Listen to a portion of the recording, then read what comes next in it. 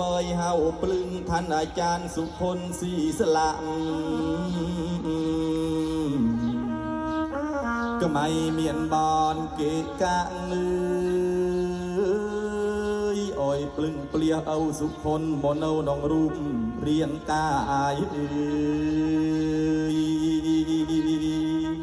មកភ្លឹងព្លៀអោសុខុនអើយដែលភេទដែលភុយនៅតាមដប់តាមព្រៃខ្លាច់កញ្ចក់សវណ្ណស្វាខ្លាចតម្រៃភ្លឹងនៅទិសណាក៏ខ្វៃអូយភ្លឹងទៅសុភុនមកគប់កបនៅក្នុងរូបរាងកាយต้องប្រមូលតំណប់សពគ្រប់នៅមកវើយ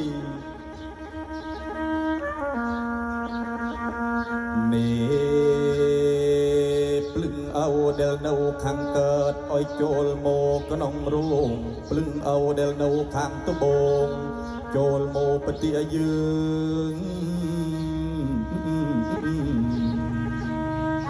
អូភ្លឹងដែលនៅខាងជើងចូលចាំកំភ្លេច